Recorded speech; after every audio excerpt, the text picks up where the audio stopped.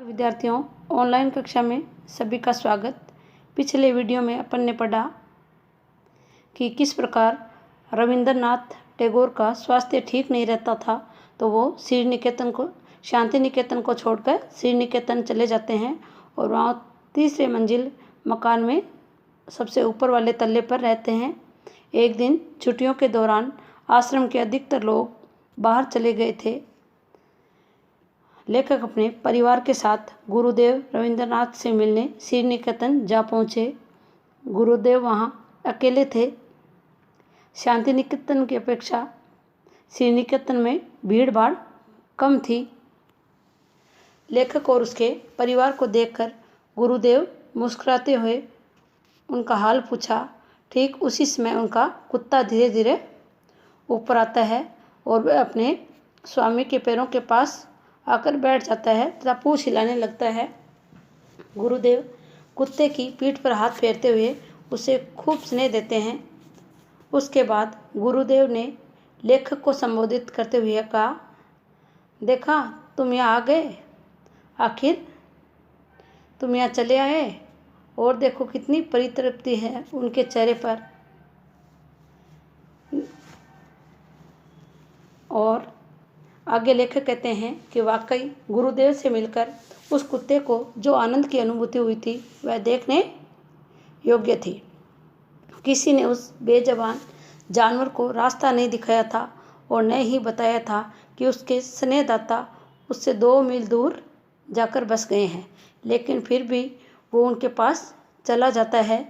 गुरुदेव ने भी इसी कुत्ते को लक्ष्य करके उसके प्रति कविता के माध्यम से अपना प्रेम व स्नेह भाव भी जताया था।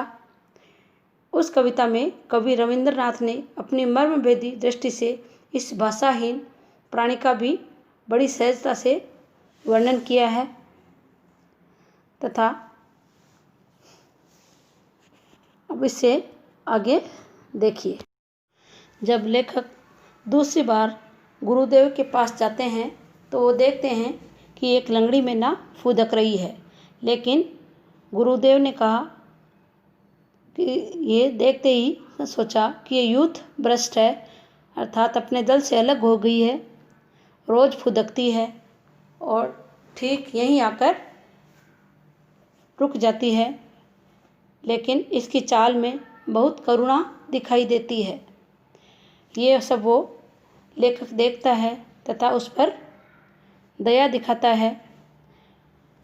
वो सोचता है कि मैना करुण भाव दिखाने वाला पक्षी है ही नहीं, वह तो दूसरों पर अनुकंपा दिखाया करता है।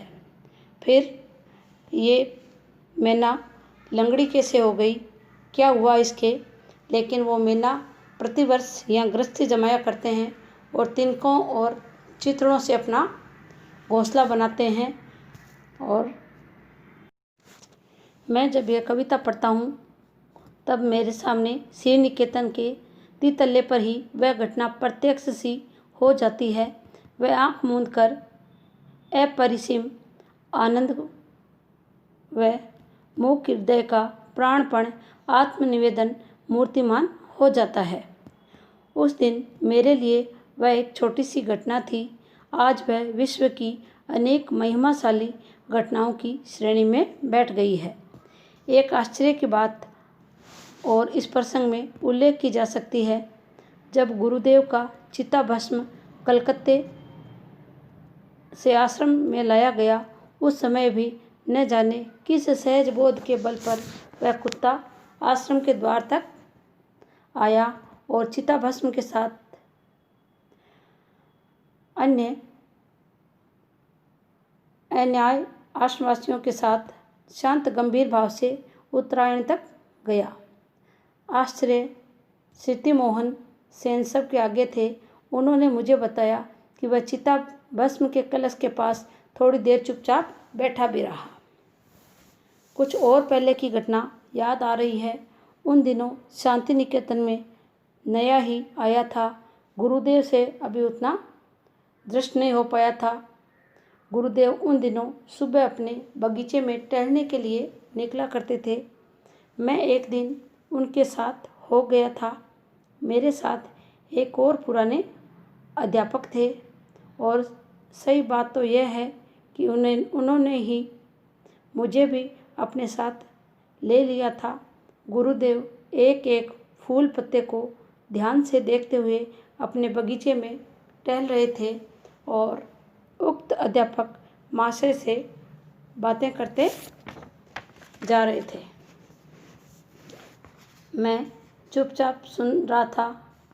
गुरुदेव से बातचीत के सिलसिले में एक बार कहा, अच्छा साहब, आश्रम के कोए क्या हो गए? उनकी आवाज़ सुनाई ही नहीं देती। न तो मेरे साथी उन अध्यापक मास्टर को यह खबर थी और न मुझे ही। बाद में मैंने लक्ष्य किया कि सचमुच कई दिनों से आश्रम में कोए नहीं दिख रहे हैं। मैंने तब तक कौओं को सर्वव्यापक पक्षी ही समझ रखा था। अचानक उस दिन मालूम हुआ कि ये भले आदमी भी कभी कभी प्रवास को चले जाते हैं या चले जाने को बाध्य होते हैं। एक लेखक ने कौओं की आधुनिक साहित्यकों से उपमा दी है क्योंकि इनका मोटो है मिसचिफ फॉर मिसचिफ सेक, यानी शरारत के लिए शरारत। तो क्या कौओं का प्रवास भी किसी शरारत के उद्देश्य से ही था? प्राय एक सप्ताह के बाद बहुत कौए दिखाई दिए, यानी साहित्यकार दिखाई दिए। एक दूसरी बार मैं सवेरे गुरुदेव के पास उपस्थित था। उस समय एक लंगड़ी मैना फुदक रही थी। गुरुदेव ने कहा, देखते हो, यह यूथ भ्रष्ट है। यूथ भ्रष्ट का अर्थ होता है समूह से अलग हो जाना, दल से बिछड़ जाना। रोज़ फुदकती है, ठीक यहीं आकर। मुझे इसकी चाल में एक करुण भाव दिखाई देता है। गुरुदेव ने अगर कह न दिया होता तो मुझे उसका करुण भाव एकदम नहीं दिखता। मेरा अनुमान था कि मैना करुण भाव दिखाने वाला पक्षी है ही नहीं। वह दूसरों पर अनुकंपा ही दिखाया करती है। 3-4 वर्ष से मैं एक नए मकान में रहने लगा हूँ। मकान के निर्माताओं ने दीवारों में चारों ओर एक एक सुराख छोड़ रखी है।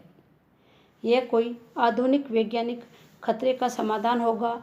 सो एक मैना दंपति नियमित भाव से प्रतिवर्ष यहाँ गृहस्थी जमाया करते हैं। तिनके और चितड़ों का अंबार लगा देते हैं।